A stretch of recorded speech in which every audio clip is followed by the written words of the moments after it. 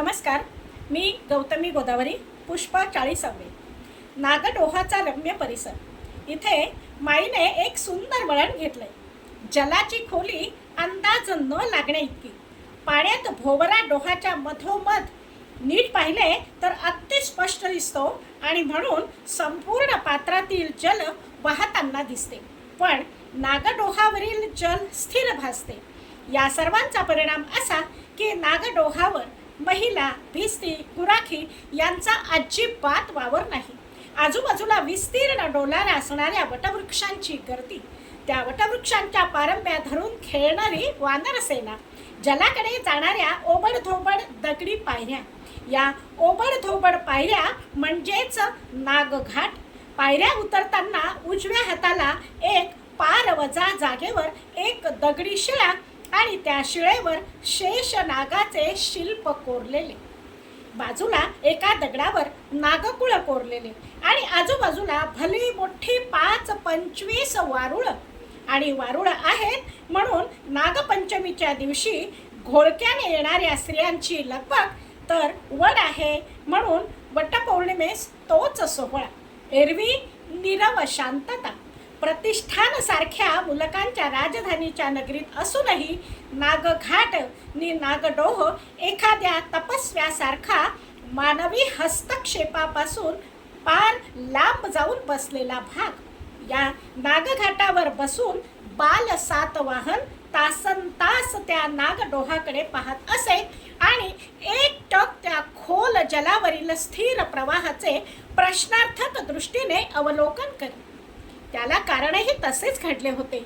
बिन बापाचे पोर म्हणून कुणी त्याची हेटाळणी करीत असे तर कुणी त्याला बिचारा म्हणत असे.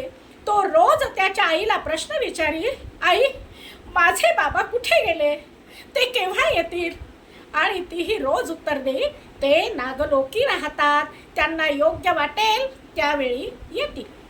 एके दिवशी मात्र तो इरेला पेटला आणि म्हणाला, कुठे आहे नागलोक? मला सांगच तू. ते माझ्याकडे येऊ शकत नसतील तर मी त्यांच्याकडे जाईन. त्याशिवाय मी अन्न पाण्याला स्पर्शही करणार नाही. आता मात्र ती असहाय्य माता हतबल झाली.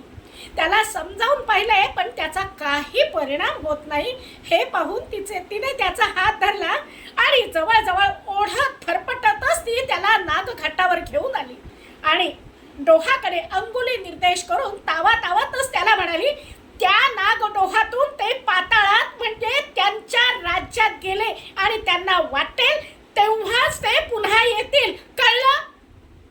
आणि पुढच्याच क्षणी कोणालाही काहीही कळायच्या आत बालसातवाहनाने नागडोहात उडी घेतली.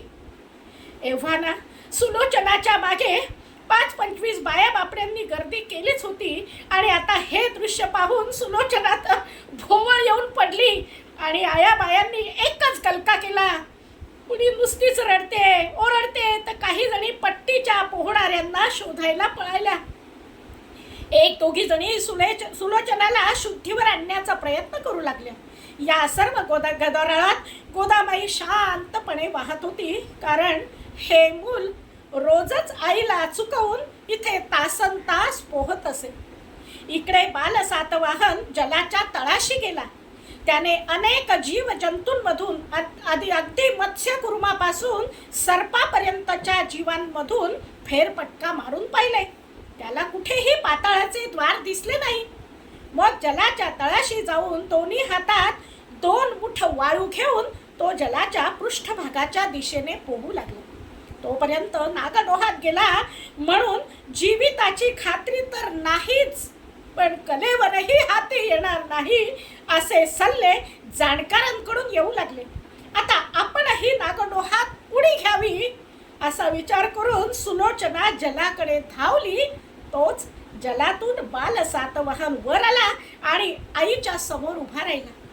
अत्यानंदाने निशब्द होऊन सुलोचना बालकाकडे पाहत होती आणि दोन्ही हातांच्या मुठी उघडून जलातून आणलेली वाळू मातेला दाखवीत त्याने प्रश्नार्थक दृष्टी मातेवर रोखली होती. आणि त्या वाळूकडे पाहून देहभान हरपून सुलोचना दोन्ही गुडघ्यांवर बसली.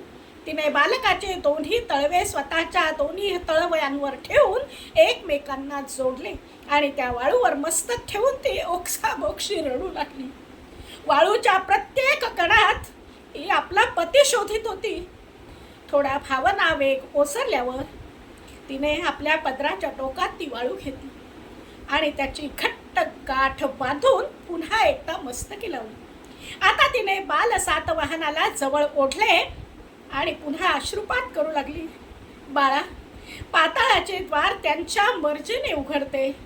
आपणा मानवांच्या नव्हे, ते अतिमानवी आहेत. खूप कष्टाने सुलोचना बोलती झाली आणि श्रद्धावान मातेला बुद्धिवान सातवाहनाने नमस्कार केला आणि शांतपणे म्हणाला, माते, यापुढे माझ्या पित्याविषयी कधीही काहीही तुला विचारणार नाही. या घटनेने बाल सातवाहनाचे बालपण संपुष्टात आले. आता तो मोठ्या माणसांसारखा शांत नि विचारी झाला.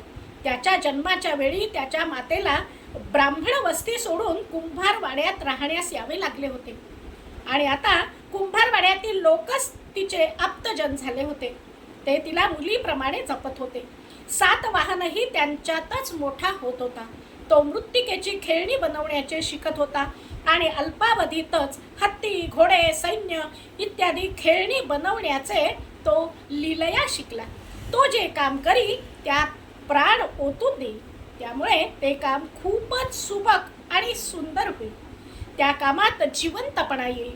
येणारा जाणारा ती खेळणी पाहून म्हणे, वा, काय सैन्य घडविले सातवाहनाने. असे वाटते आत्ता लढायला निघेल. पण त्याच्या मातेला मात्र बाल्य हरवलेला सातवाहन दिसे आणि या सर्वांस आपणच कारणीभूत आहोत याची खंत तिला त्रास दे. सातवाहन मात्र मातीची खेळणी घडवताना स्वतःलाही घडवू लागला आणि सर्वातून वेळ मिळताच तो नागघाटावर येऊन नागडोहाकडे एकटक पाहत बसू लागला. धन्यवाद.